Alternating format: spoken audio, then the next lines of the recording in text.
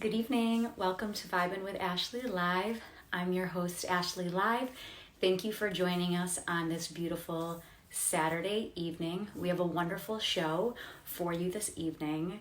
And tonight we have Brett Miller.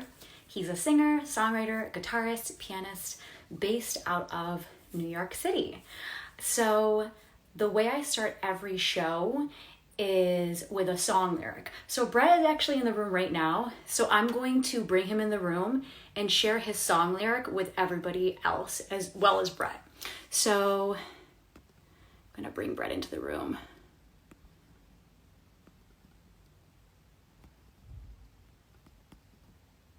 Okay.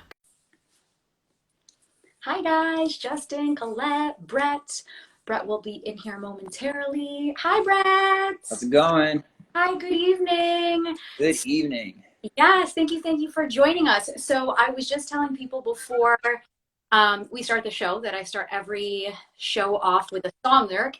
And tonight I used one of your songs called Million Voices. So we're just going to get right into it. Some words got you searching for the bright side over and over till you're looking on the inside. One life. There's a feeling that you can't find. Holding the hope will only keep you on the side. Why are you laughing? No, it's an honor to hear my words back at me. It's just like it's a moment, and I'm just kind of being theatrical with it. Carry on, please. No, Continue. no, Continue. that was it. I just thought maybe I said it, and you know how like when you sing certain lyrics, you say them with like pauses and stuff. I was Well, I like, mean, it's like read it like a poem. There's like like it's stanza by stanza, and that's tough. You know, even when you slow down, even my own lyrics, I slow down and try to remember them. I don't remember them because I only remember how I sang them. I don't remember how they're written or how they're said. There's just like I'll be tongue tied. I'm like, what is the line? And I have to sing it through, and be like, oh, that was the line. I was like, oh So my god, did I say it wrong? Am I like, do I have a weird look on my face when I'm singing? no, it's like I just want to go. I want to go. Yeah, actually, yeah. So that song lyric was from Brett's song Million Voices that came out May 2019. Yes, yes, it did. Yes, it did. Very good. And it was the second single on my uh, sophomore EP called "Think Big," Uh-huh. and yeah, yeah. Would you like me to talk about it, or is Yeah, it I mean, is it a little too personal? Or are you cool? not Like, at all? Not at all. I just okay, we wanted to just dive making into it. Um, well, that particular you chose the pre-chorus, right? So you chose the when it gets a little bit more rappy, like some words got you searching for the bright side over and over until you're looking on the inside. sure. One life, there's a feeling that you can't find, holding the hope and it'll only keep you on the outside. Yeah, And the rest of the song is kind of me being a like a conscience of yeah, I do call it a girl, yeah. but you know, fill in the blank with whatever whoever you want it to be. Like it can be about me too. Like it's kind of a although I say girl, you got a million voices, it could very well be a note to self kind of deal. Right. And that particular stanza is all about you know, we kind of run away from facing the truth sometimes, and we listen to Yep. a lot of other people's opinions, and some words got you searching for the bright side, like you know you're basing your happiness on people's opinions, Yeah. and but you got to listen to what's in your heart. And you know it's about the voices on the outside and voices on the inside that you have to steer clear of, and you got to listen and follow, you know, your intuition and what's you know, your guidance and stuff. Like we all have it. And in this day and age of distraction and opinions and you know polarization, like you know, it's tough. It's a tough Yeah. thing. And Yeah. the character that I embody and the person the two that I'm embodying, or that I have embodied in the song, it's like yeah, it can so easily be relatable to everybody, and that's I'm really happy with the song. I wrote it with a couple other awesome musicians that are from Westchester, New York, the Hmm. White Plains area, Ryder Stewart and Jackson Hoffman, and yeah, it was a song that one of the songs, you know, I'm sure you've heard other songwriters say that like sometimes it's like you write it quickly, and Hmm. sometimes it takes a lot longer. This one was one day, like 4 hours, and we had Oh, this thing completely like finished. It was wow. one of those awesome kind of collaborations. Yeah. Yeah. is very cool. Well, thank you for talking more about that song, because sometimes I feel like when we hear songs, it's like I could interpret it differently than the other person and this person. But obviously, speaking with the person who wrote the song, you get the real interpretation of it. Yeah, you know, and I'd love to hear what more my co-writers have to say about it too. But like, yeah, it's every song has its story and it goes in so many different directions, and you know, it's amazing. So Awesome. I appreciate you, you know, reciting it. That's really So awesome. you were laughing, so I got nervous. Well, it's like if you sped up how you read it, you were basically rapping. Oh gosh. That's for another show. Coming out in 21. Yeah, we're going to be wrapping the whole show.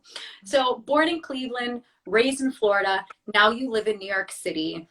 Talk to me about who inspired you to get into music and how old were you? Oh yeah. So I was inspired by my mom Mm-hmm. because she was actually a professional singer when I was already born. She was already gigging and in bands and had already kind of built a living in Cleveland, Ohio. Mm-hmm. And then we moved down when I was just a little boy, like 7 years old. And she continued. She actually found more bands to be a part of, and I was exposed to her being on stage. And there's like plenty of like fun stories that she likes to tell of like me like nagging on her trying to like get on stage in some way. I didn't know how to sing or anything, but she would like give me a tambourine and just she'd put me like off to the side, but like I'd still feel like I'm on stage. And it Yeah. definitely started from there. And both my parents listened to a lot of music, so I was exposed to listening to a lot of like Billy Joel and the Eagles and Gloria Estefan and the Beatles and just a slew of different artists. And I memorized the songs and stuff like that, and was singing in my car seats as they try to, you know, they tell me that I don't remember. It's all kind of a blur, Yeah. um, but both my parents have been proponents. They've like once they saw that I had any kind of potential with it. My mom started me on piano relatively late, like 11. Mhm. Usually kids like to start like, you know, 6, 7, 8, but I started a little bit later. But still, I once I got on, I never looked back. And guitar came a lot later, but both my parents kind of helped. You know, they were both very encouraging, so for me Mhm. to pursue music. And I went to college for it, and you know, I started making money off of it, gigging in restaurants, and you know, that's kind of been my shtick. You know, migrating to different cities. Like I've moved around a lot inside of Florida, and Mhm. then I moved to New York in about 6 years ago, and now I live in Jersey. But like now, I'm back in Ohio. But Jersey, like you said, Jersey City is still considered New York City to me. Like it's not like Basically, you're, yeah, I'm you know, right there. I'm in Union City, right on the borderline. yeah, and then you have a really beautiful view of New York City because The that's the best view. right. Jersey knows what's up because they don't have any bridges on that side. It's beautiful, Yeah, gorgeous. yeah, and then you have Hoboken right there, which is also amazing. I mean, So like not I'm on the heights, you know, when yeah, there's a cliff on the back, I'm just chilling on the top of that cliff. Like I'm in the heights, as all the musical theater kids would say. in the Heights. I love it. How would you describe the music that you create? Ever evolving. Mm-hmm. Yeah, first of all, it's a great question. I love being able to answer that question. I think I I have to like kind of prioritize what I like to do in music, as in like, am I the singer, the instrumentalist, the producer, and like my order of things has always been I'm a singer first, Right. and through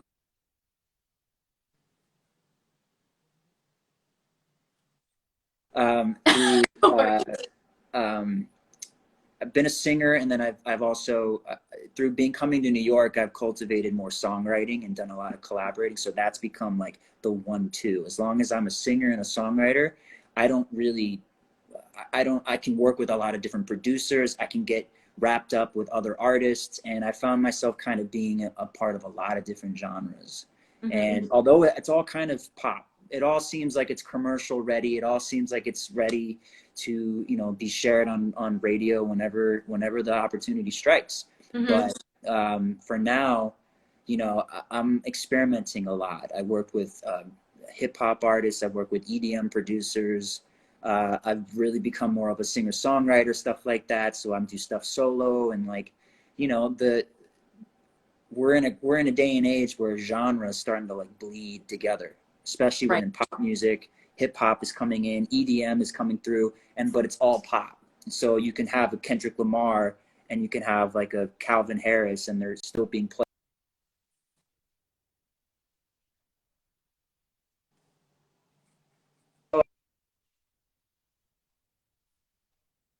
less, because I'm not.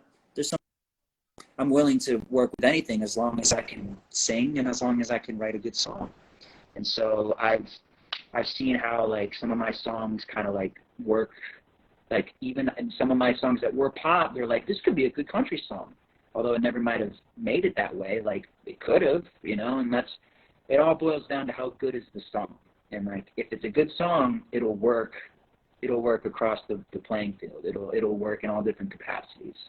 And then you know, the beauty of collaborating with other artists is just the best. It's the most fun thing ever. So yeah, I'm excited for what more is to come. And you know, I am producing. I've been producing for a while, but you know, the kind of quality I want, I've really involved a lot of more talented producers while I focus on, you know, delivering better vocals and delivering just a better song, and you know, working in tandem with people left and right. And thankfully in this awesome day and age, it's worldwide. I'm working with people from all over the world, and I'm so grateful for that. And like, you know, the internet really brings everything together, and like, it's great. It's Yeah. awesome.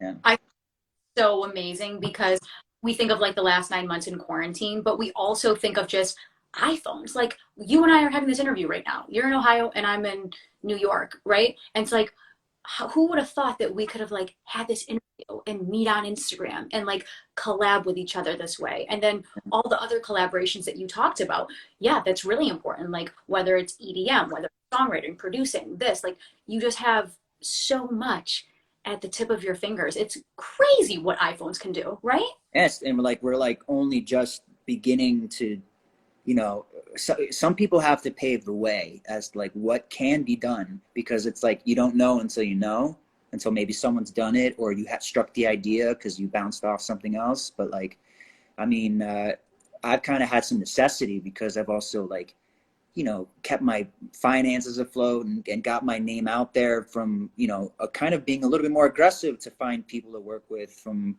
whoever would, you know, be interested, whether I offer my ability to write top line, write lyric and melody over someone else's track, or I just need someone to record vocals so I can pitch the song. I'm good. I'm ready for it. Like, as long as I can be capable to give value back to people, then, you know, I've been fortunate to meet people from so many different countries, and like it's only improving as Spotify is starting to become home base, and Right. you know, YouTube is connecting everyone left and right, and like we it's you know, there's always pros and cons. Like, you know, everyone's like, you know, it's like we're losing touch, but like, no, we're not. We're just experiencing a lot more connectivity, a lot more information, a lot more ability. It's like I'm working with people from Poland and from Africa and from Israel and from Mexico and Brazil, and like, you know, and you know, 10 miles down the road, you know.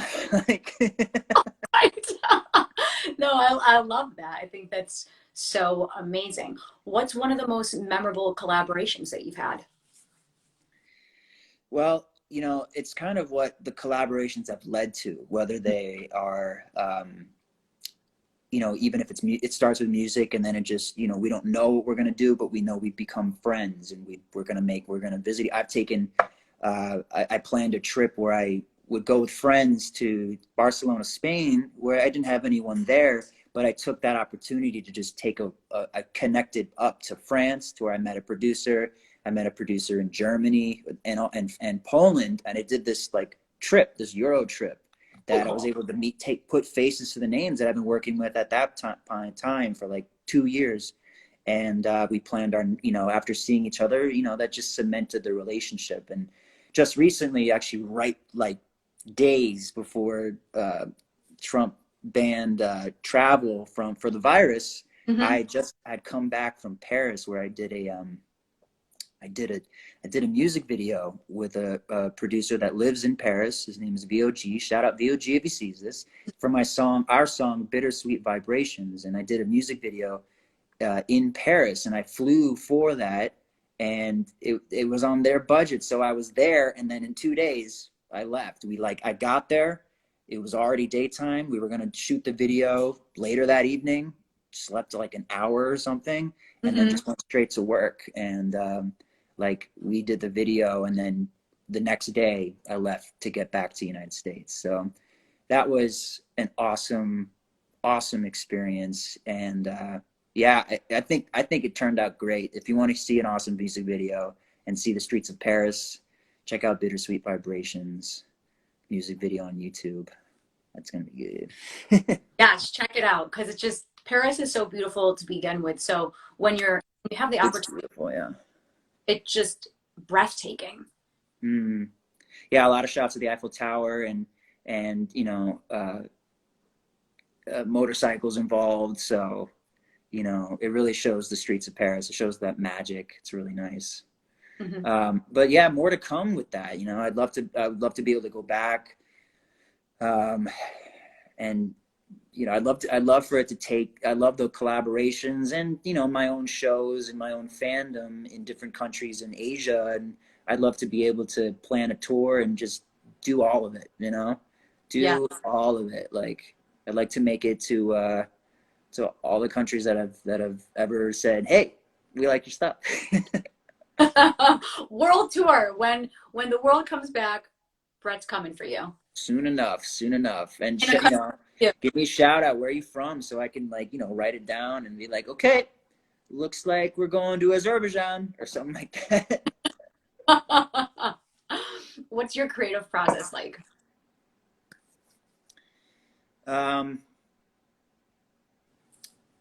It's a great question. You know, it varies, but depending on the project. I mean, I'd say, you know,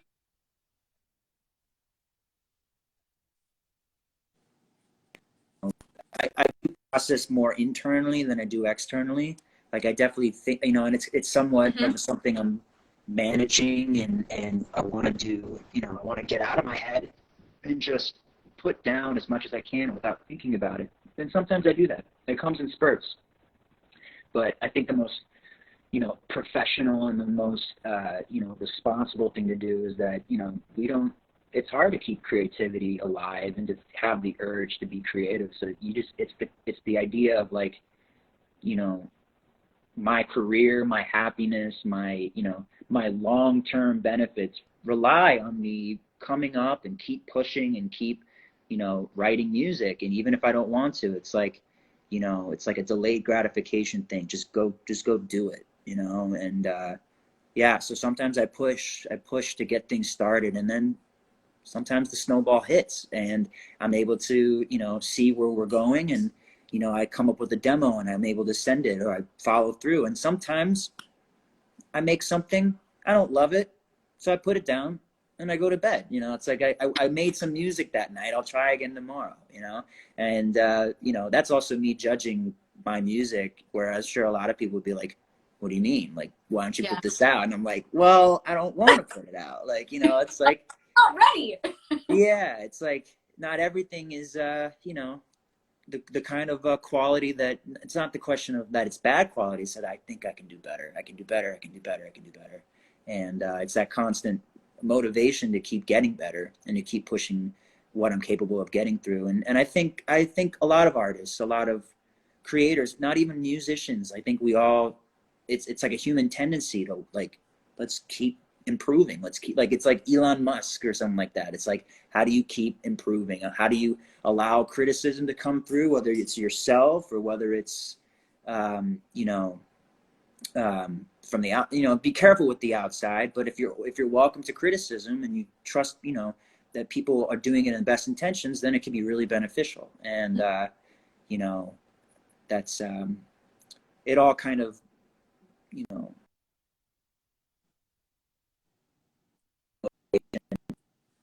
most fruitful endeavor, you know, to follow through with the creativity and to, you know, allow all the elements to come at you, and just keep striving for better. Whether you're a filmmaker, an artist, you know, host a podcast, even in creative and even in business, how do you come up with the better strategies? How do you provide more value to people, you know? And I just think it leads us where it paves the way. It shows us where we need to go. Because if we keep striving for better, we're going to end up where, you know, in places we couldn't even dream of, you know? So I do believe that. I think the creative process is a wishy-washy thing. It's not, you know, it's tough to keep routines. You know, it's tough. But you know, if you keep your patience, you know, and you just do one thing at a time, and it's like, you know, all the different cliches as of now, like 1% better, and you know, don't judge yourself and stay patient and all that. They're all right. You know, it's all true. You know, it's just like there's no shortcuts. It's hard to keep consistent. You just got to roll with it. So it's kind of a long answer to that question.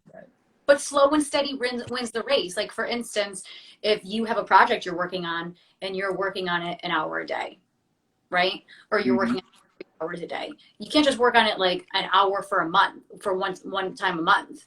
Like, you want to be as consistent as you possibly can, because then it helps you get better. 100%. And I'm at a point now where it's like I feel like I've done quite a bit, you know, but I realize that, you know, it's like the more you know, the more you feel like you don't know. Exactly. You know, it's totally that. It just seems like I've gotten things rolling to a sense that I'm really proud of. But when I look at what the next level is going to entail, and like, you know, if I really have these goals to get further ahead, I have to do something I haven't done yet. It's almost as if I'm starting from the beginning. You know, I'm starting from I'm from a higher position, but it still feels like the beginning. You know, because it's like, you know, I watched something today where it's like, you know, it's like a Super Mario level where, you know, when you get certain at checkpoints, you don't have to start from the beginning. You start from where you died, and you start, you know, you're close to the exit. You're closer to your thing. Yeah. So that felt true. It's like these, you know, it's another checkpoint. So the creative process for me is to, you know, I want to put more stuff out there. You know, I think I might judge my music. You know, I could back up and just give more and see what happens. You know, and I'm excited for that. I want to see where that goes. So awesome. Yeah. And going into your Instagram, when I looked you up and I was listening to your music and your covers, I was like, oh my gosh, he's posting stuff all the time. Like, what it's, oh my gosh, I'm sitting in front of the piano and I wrote this song. Oh, I just did this cover. Oh, I just did this. I'm like, he's constantly creating. And I think other artists need to aspire to do that as well, because there are some people that I've interviewed on this show and they haven't done anything during quarantine. I'm like, the last time I saw you was February. Where have you been? Right? And it's, you know, it's a touchy subject because it's, you know, people are battling their creative resistance. You know, it's tough. You know, I've heard from a lot of close friends that they haven't been so inspired lately, and for good reason. Like, I get it. I'm battling it too every day. But you know, it's, for me, it's, how do you create a mentality that supports your creativity? And for me, it's like, I do have optimism that we're going to see better days, and like we're going to, you know, who's going to be left standing when the dust settles, and like, where are you going to be positioned when it clears? Well, what have you done during that time? So, you know, it creates this urgency that, you know, I'd like to roll with. And because I battle that resistance all the time. They say that in Pressfield's "Do the Work," or the art. No, the war on art, or the War of Art. One of those books, both of those books, where he's like, he names it resistance, and all the creators of day and age like battles resistance. But, you know, I want to be positioned in a different way. I want to take advantage of the fact that I'm in my studio more than I've ever been, and how do you know, what do I have to show for it? So I create a personal urgency, and we can all do that. And plus, it distracts me from everything else. You know, I don't have to worry about anything. My life's going to go on no matter who's present. It doesn't, you know, it's like, no matter what, I have to continue. This is going to be my life. This is going to be what I'm all about. And so, now's the time. Now's more the time than ever. Like I'm not gigging as much, and family's far away enough to where I'm not distracted by them, and everyone's kind of just coasting, doing their thing. So that's I would say that I wish well upon any other artist, any other creator, any other, we're all creators, especially on social media. It's like anyone that, wants to do more in the back of their mind, they know that it's there. It's like, stand for yourself, stand for, thinking about how it's going to be this time next year, and what are you going to be excited about that happened, and like what do you what more do you want to see completed before then. So one step at a time. One step at a time for all of us. It's not a snail's pace, it's a human's pace. Right. And all we have is time now, because everyone's like, oh, I'm so busy. Like, especially being in New York, we're like running here, there, everywhere. You know what I mean? The fast pace of New York City. And it's like, oh my gosh, I can't do that. Like, oh, blah, blah, blah, blah, all over the place. And now it's just like, we're all just stuck. And it's Right. like, how do you utilize your time now? And I saw a tweet that went viral that was so funny. It was just like, well, I guess I can't lie to myself anymore that if I only have the time, I would do this. I'm like, yeah.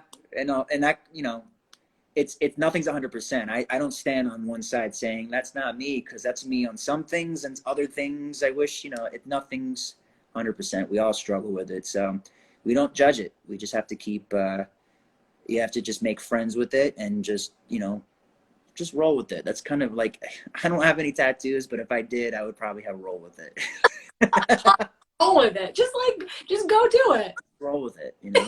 Don't judge yourself if you don't want to do it, but stand for yourself, at the same time. So You've covered songs by Dua Lipa, Tori Kelly, Halsey, and Drake. What musicians do you admire? Well, I admire all those. I'll say that much. But like I said, I grew up on older music too. So, those that really know me, it's no secret that I love like Billy Joel, because I grew up listening to him, and I played piano first. He's the reason why I started playing piano, because I listened to New York State of Mind, and, all these other incredible piano riffs. But then that led me into piano rock, and it's like my music thing, it exploded at a certain age. Like I got into like Linkin Park and Green Day, and then that took off into the alternative rock scene, and then I still held on to the legends like Stevie Wonder and Billy Joel and Elton John, and but also into hip hop like Eminem early on, and 50 Cent and Jay-Z and Kanye West. Like I kind of grew up on so much of it. So I admire, and this kind of goes along with, how things are bleeding together genre-wise, that like I just respect anyone that, makes really quality good music, and I admire anyone that sees their potential through with music or with anything, it's as we were talking about, it's tough. The whole thing is tough. And you wear a lot of hats, especially in music. It's not just making music, it's how you promote yourself. It's how how you show up, how you are represented, how are you making content, your creative, your budgeting, your finances. I mean, that's a whole different thing too. It's like, so you wear a lot of hats. So anyone that follows through, I salute. And, at the same time, I do say it's made, particularly with music, and when I'm talking about with an artist, it's not for everyone. And there's a great equalizer at some point when people do realize that it's a lot of work, and it's more work than a lot of people are willing to do. But those that do, and those that see it through, and I'm not talking about lucky breaks, I'm not talking about right chance, right moments, because even those, they're calculated. They're my father always says you have to put yourself in a position to get lucky. Exactly. And so even those, anyone that's able to see it through, even if they're not famous or enormous, like you know, I like singers that a lot of people don't know, and I also respect my peers that are going for it here in New York and LA and Nashville, and like I only wish that we can, you know, find a way to collaborate more, but sometimes the artist just has to go their own way and figure things out. And but yeah, I admire just I love good. It's just like me. It's like I admire phenomenal voices, and I love phenomenal songwriting and stuff like that, no matter of the genre. Because Mhm. I can listen to Eminem and then dive into, you know, a Beatles track, or it's like, um, and then you know, Alan Stone, if anyone knows them, like more soulful and stuff like that. Alan, wait, repeat that for everybody because there are a lot of people that don't know Alan Stone. Alan Stone, I mean, he's been in the game for a while, but like I was just singing some of his stuff because I like to warm up on guitar with his music because he's just great. But like soulful, I showed Alan Stone to my aunt who's a big music nut, and she's like, it's got a Stevie Wonder like vibe and range, and like, you know, that high pitched soulful, and like, yeah, not like falsetto, but like high tenor, like yeah, you know, He's and he's on. great. He's phenomenal. I found him thanks to Spotify. Just one of his songs showed up and it just struck me, and I'm like, I got to listen to them. And I'm a kind of guy who likes to, I tend to obsess over an artist for a long time Mhm. before I move on. And move on doesn't mean I come back. It almost feels nostalgic at some point. But yeah, I like to dive into people's catalogs quite a bit and see, because it just tells they're telling their stories through that, you know. Mhm. So Definitely. No, I what about just you? Like, what kind of, you know, you like Alan Stone love and Alan Stone. I was actually, I think it was like 2 weeks ago. I was telling my mom, I'm like, oh my gosh, Alan Stone is so good. But like, I feel like he's slept on. Like, I feel like most people don't know about him. But I love Alan Stone. But then I also like some of the EDM. I like some of like the later funk, like Rick James, Earth, Wind, and Fire. So oh, Earth, Wind and Fire is great. like, I don't know. I mean, recent stuff, the Motet out of Denver is phenomenal. What's that? They are a group based out of Denver, Colorado. And Cool. I saw they opened up for Lettuce at the Capitol Theater a couple years ago. And I Lettuce. Wow. Lettuce, yeah, Lettuce. I'm going way back to Lettuce. And I was like, who are these people? Like I heard their music and I was like, who are these guys? And I was like, they're amazing. And then I saw the Motet probably 5 or 6 different times. So they are amazing. But yeah, with Spotify and Discover Weekly always brings me Alan Stone. Always. Yeah. Thank you. Thank Yeah, I you. know. It's like he's got to be represented well somewhere, and you know, good music will always prevail. Right. And you know, same thing with me. That was like 5 years ago. There's just one of his songs showed up on Discovery Weekly, and I'm like, it just hit me. His voice was like, you know, I'm like working out, or I'm like just not. My phone's not in my hand. I'm just listening passively, and I'm like, this voice though, this voice. What's this? And then I just, you know, hook, line, and sinker. I'm like, got him. You know, Yeah. and I love when that happens. And you know, there's a lot of music out there, and I'm inspired, whether it's that, whether I start obsessing over the artist, or I just love a particular song, you know, Right. and maybe I don't obsess over the artist as much, but I recognize that like this is a good song, you know, and like, you know, familiarity builds up. And I'm sure, you know, same thing with me. It's like Spotify's been such a blessing in terms of reaching so many people worldwide, and it's only just beginning. But I don't know, and Alan Stone doesn't know that.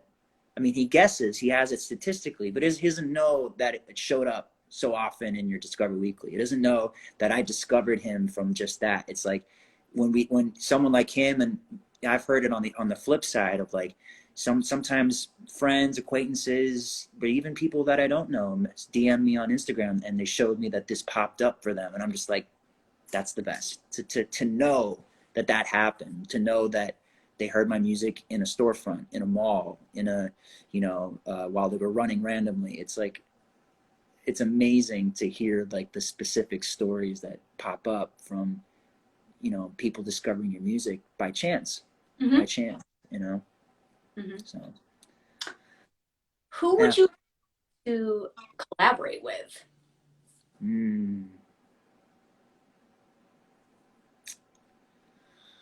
Ooh, that's tough. That's tough. I haven't really given that one much thought, but you know, it'd probably be with producers. Hmm. It'd probably first be with producers, and then, you know, because I'd like to see what I fit well with, and you know, I've done songs that are been more like the vocals on EDM tracks, so I would love to work with like Martin Garrix or um, Zed, or you know, some of these like somewhere it feels like our styles would work really well together, and it'd be Yeah. like a bounce off. So I'd love to see that happen. Um, but with other singers, I guess I'd like to probably work with different female singers. You Hmm. know, I'd love to work with Tori Kelly. Yeah, she's amazing. She's outstanding. I've been following her for a long time now, and but just somewhere where the duets really stands out, you know, and I can hold my own and she can hold hers, and then we can just kind of flutter together, you know. But I don't, you know, other than that, I don't really know. I mean, I'd love to work with some of the legends, you know, like do a, oh, I don't know. I would work with Elton John. I would work with Ed Sheeran too. Ed Sheeran, yeah. And I'd love to work with Alan Stone. I mean, hell yeah. Alan You know, Stone, I'd yeah. be on keys and he'd be on guitar, and we just go back and oh, That would be. that'd be awesome. We need to put that into the universe so Alan can come to you.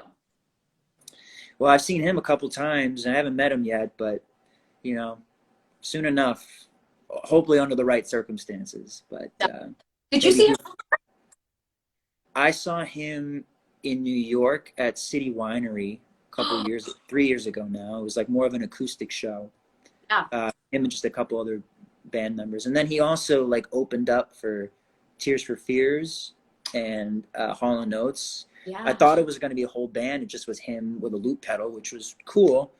But I saw him at like at the Prudential Center in New Jersey, in Cool. Newark. It was a big show, but you know, it was pretty quick. It was over and done with before we knew it. Yeah. But I was proud of him for it. I mean, and now he's hosting all these stay at home studio He live is. and stuff like that. And it sounds great. Like, you know, he's doing his thing, and I love to see it. You Yeah. know, I'd like to get that stuff going too. Yeah, and Hmm. maybe there, you know, um, yeah, put it in the universe. I'd love to meet all my my biggest inspirations and stuff like that. I'd still like to meet Billy Joel. I really would. Whether I you know, perform with them or not. Maybe I would. I remember there was a viral video of someone like at a college, just like, if I play New York State of Mind, will you sing it with me? And the guy's like, Billy's like, all right, come on up, like, and he did it right there, and it was like a whole viral video. And I'm like, I could do that. Like, you want to play New York State of Mind? We'll take verses. You go. And but soon enough, yeah. I'd just like to shake his hand and just tell him, you know, I'm following music. I started piano for this long because of you, Hmm. and yeah, What's see how he takes it. What's your favorite Billy Joel song? Oh man, that's tough. I would say it's Vienna. Hmm. You know, it's one of the slower ones that I play, and you know, only Billy Joel's like fans know about Vienna. But um, just the, I mean, it's a tale. It's him kind of. It's like a note to self kind of song where he's like, slow down. You're over. You know, you crazy child. There's so much. You know, you're going too fast. You're trying to rush your future. You gotta just like take it as it comes. Or just like a message that just like, it's a timeless message for anyone that listens to it. So like, it's pretty outstanding of a song, and I play it quite a bit when it's deemed appropriate. Yeah. So what about you? Do you have a favorite, or favorite of anyone from that era? Billy Joel was my favorite Billy Joel song. Okay, I'm just trying to think of them off the top of my head. I think there's so many that I just like. How can I choose? So many. How can I choose? So many. It's One? crazy. I'm gonna have to get back to you on that. I don't know if I can think of one like right off the top of my head, but he's phenomenal. I mean, and he was playing at the Garden every month, every month. And he was taking polls. He was polling the audience. You want me to play this? You want to play that? And just Yeah, go by cheers. And then like, all right, we're gonna play that. Like nonchalant, like it's no big deal. You know, yeah. that's his home base. You know. But the thing is to think that he's so big that he literally had this residency at MSG and he was playing once a month there and it was always sold out. That And he kept flying by helicopter from Long Island. He just gets in a helicopter, just flies over to New York, does a show, and flies home. Like, that's the life. I think we all get it, you know? Yeah, it's pretty incredible. So Black and White was released in March. Bittersweet Vibrations dropped in April. How Do You Sleep dropped in May. When's your next release? Not until next year. I mean, I dropped. I'm gonna be dropping Graveyard, which is my recent YouTube video that I put out with a singer, New Jersey, New York singer, Julia Gregny, and it's right at the top of my Instagram and my YouTube. So if you want to check it out, by Halsey, Graveyard by Halsey. We're gonna move that into streaming, and you know, I'm excited about that and getting that out. But other than that, I'm holding on to my music until next year. I think we're going to make sure that, you know, maybe things simmer down as far as, you know, the nature, pardon me. But, you know, I want to make sure that that I have enough to present the whole year. And I think there's going to be a lot of new music. There's definitely going to be a lot of new music to come. Stuff that's already finished, stuff that's in the works, and stuff that's more to come. But a lot to look forward to. But for now, just enjoy the rest of 2020 for whatever it is. See it go away and welcome in a new year. And, you know, after the holidays are over, definitely going to release it. You know, what's the word? You know, send out the what is it? It's launch? No. Yeah, just release the. I'm thinking bowls. I'm thinking like the running of bowls in Spain. Like send out the bowls, you know, when they start running out. But whatever. So if you don't already, please follow Brett on Instagram. He's always posting things and you can keep up with new releases, videos, him covering songs. Like he's very active on Instagram. So please follow him to follow. And DM me if there's any, you know, if you heard my music or you want to, you know, you just want to, you know, shout out and let me know what's up and tell me where you're from and all that stuff. I'd love to hear from y'all. Good stuff. And a few of my people come into the chat. I don't know who's still here, but shout out to anyone that is already a friend, acquaintance, brothers, you know. What are your favorite songs to perform? Oh, well, contrary to what I'll probably do tonight, like I said, I'm more piano, and I love playing Baby Grand, like an actual beautiful piano. And more so than keyboards. So I like to do more ballads. You know, I grew up playing ballads like, you know, like Billy, but also like Journey and it really goes anywhere, you know, a lot of one-hit wonders from all over the place. But, you know, I like to take my time on the piano more than anything. And I've written a lot of ballads that, or you know, when I was first writing, it was more ballads, then it turned into more band and, you know, commercial music. But I love to be able to just me and the piano, you know, that's the aesthetic I've always loved. And I don't have a piano in my studio. I don't have a piano here. So, you know, it's always a treat when that happens. But yeah, stuff. Yeah, I guess songs, particular. Oh man, I mean, think about it. Think about Vienna. Vienna's a very, you know,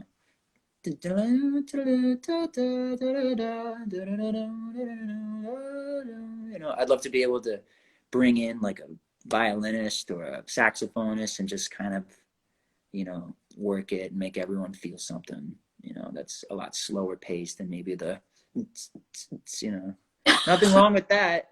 But, there's a whole groove for that. There is a time for fist pumping and there's a time to take it on home and slow it down with ballads. I get it.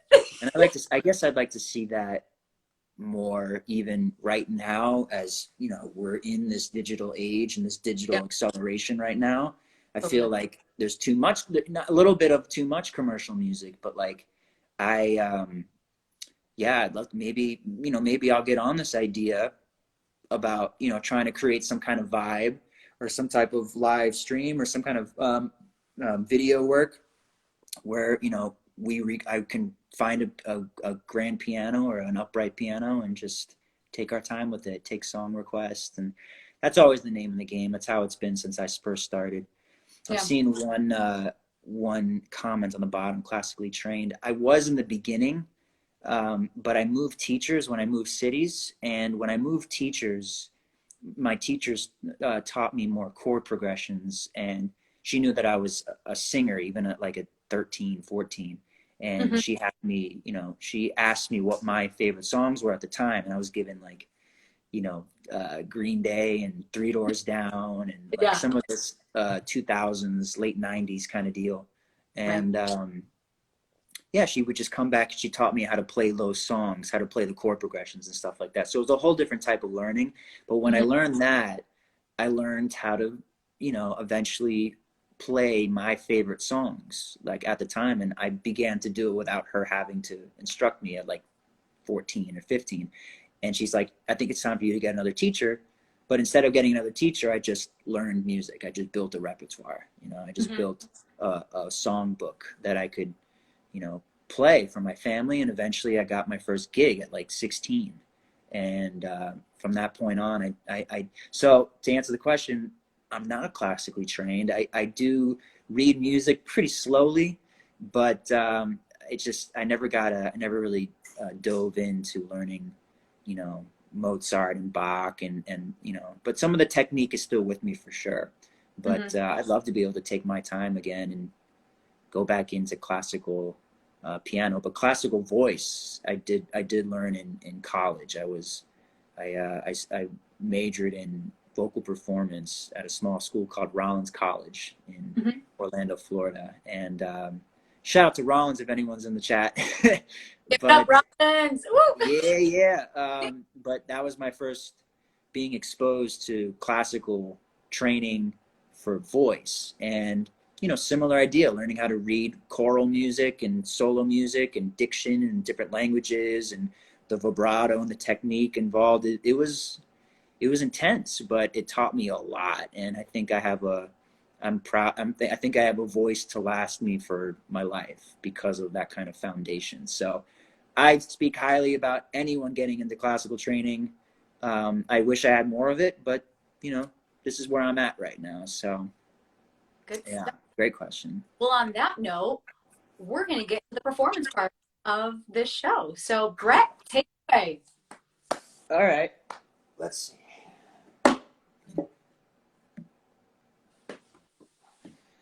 Let's see. Which song first? So I'll do a song that I released back in 2017 on my first project called Something Beautiful. The project was called Something Beautiful. And this song is one of the songs that made it on that EP. I co-wrote it with a friend and ex-girlfriend, and then also incorporated another, her name is Karina, and Brandon Burnett from Los Angeles. We wrote this down, and it's called Second Nature.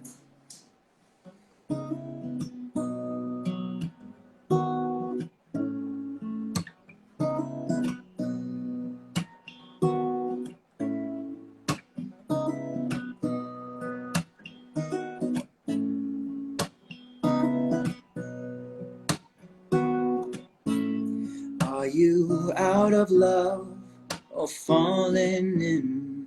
My heavy heart knows how to take a beating.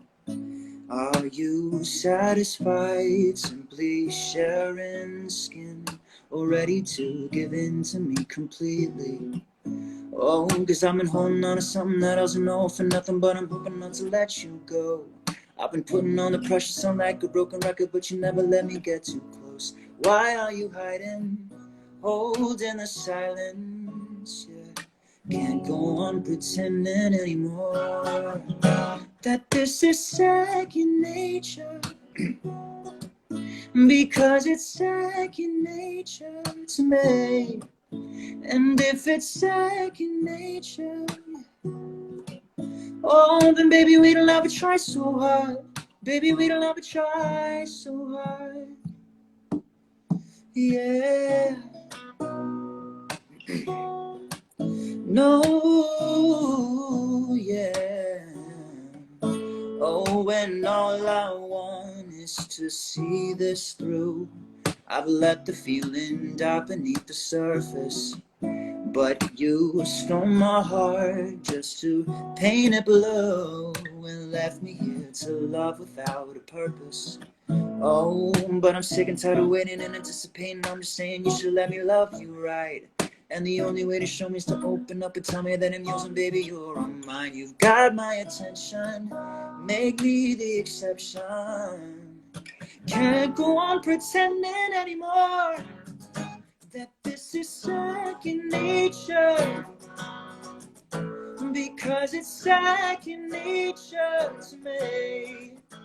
And if it's second nature, oh, then maybe we don't have to try so hard.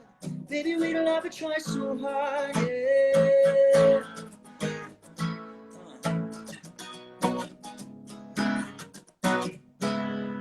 We went from being black and white overnight to something I don't recognize in this light.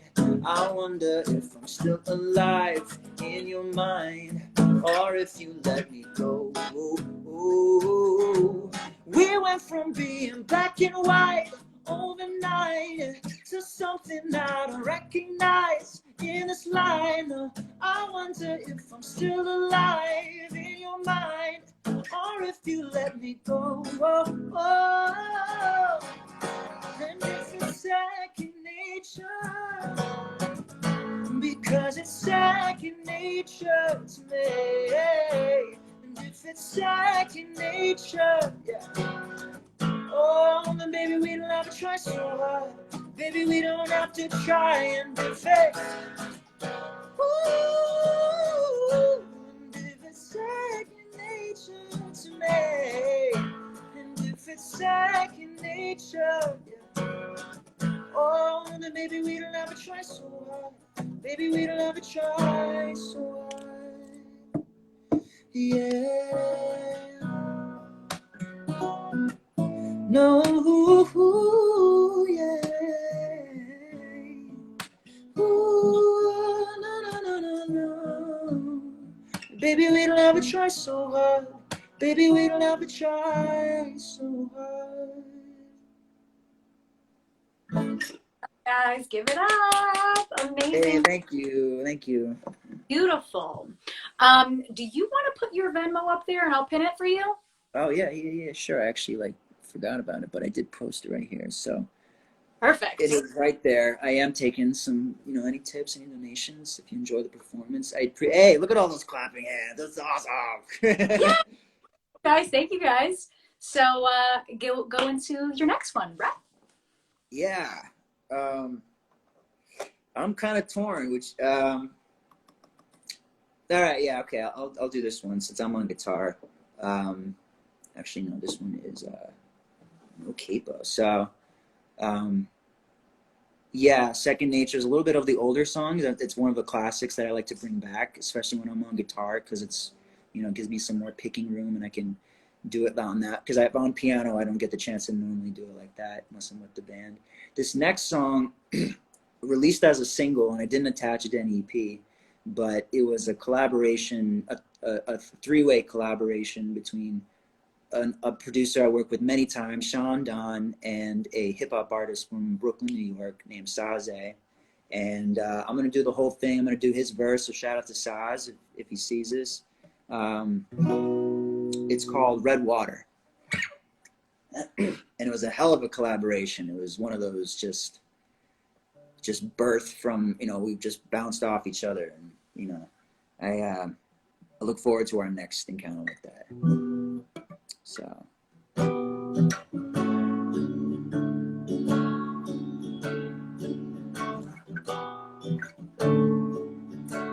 Over.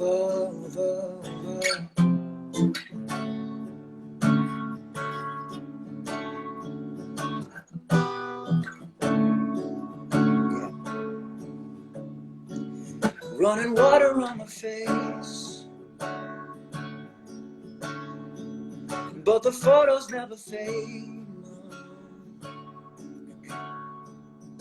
She still got my jacket with the side eye.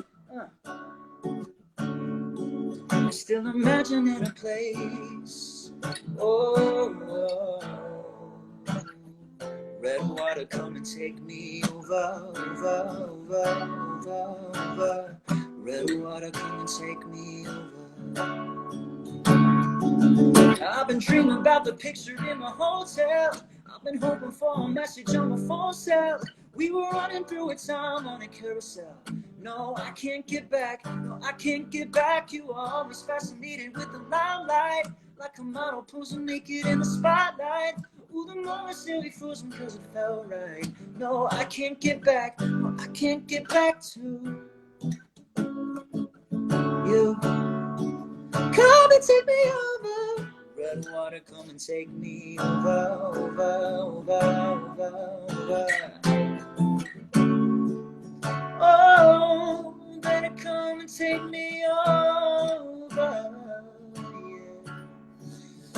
Yeah. Oh, red water, take me over. Never took a picture with the right lens on ya. Staring out of focus with the light bent on ya. Got a reason to believe that I'm the right man for ya.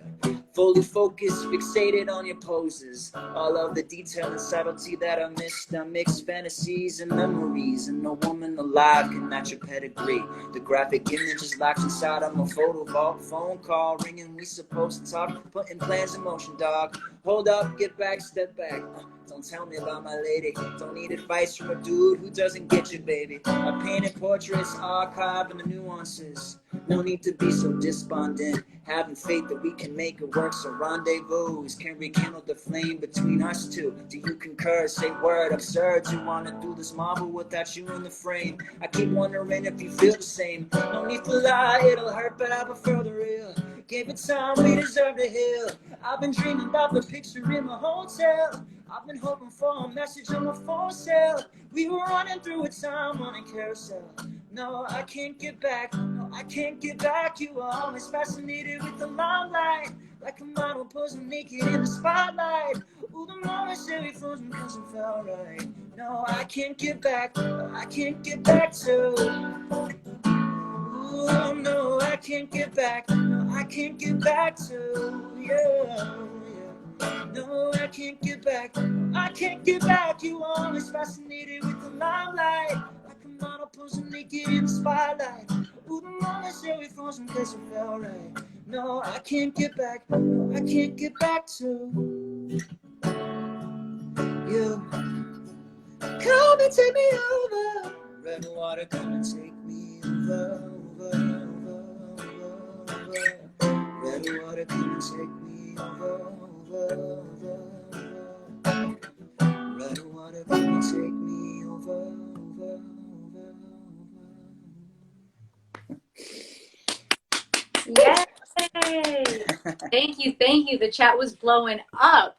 So we have about a minute left, but I just wanted to thank you again, Brett, for joining me on my show. We had a beautiful conversation, very creative, very inspirational, and thank you so much for sharing your gift with us. And please, everyone, if you don't already, please make sure to follow Brett on all his social channels. If you just want to plug that really quick for us, Brett. Everything is Brett Miller Live on Instagram, Facebook, Twitter, SoundCloud, even Venmo and Cash App. I keep it easy. And Down below. Thank you, Ashley, a lot, and thank you for everyone who I know and who I don't know. I'm honored you all spent the evening with both of us. I'm sure Ashley stays the same. Yes, thank you guys so much for spending your Saturday night with us. Like I said, if you don't already, please follow Brett. And if you don't follow me, I do this all the time. I bring you incredible musicians, great conversations, great music. So just want to say thank you so much again, Brett. Continue to stay safe, and we will be in touch. Absolutely. Thank you so much again, and back at you. All right. Have a great Bye, weekend. guys. Good night. Night.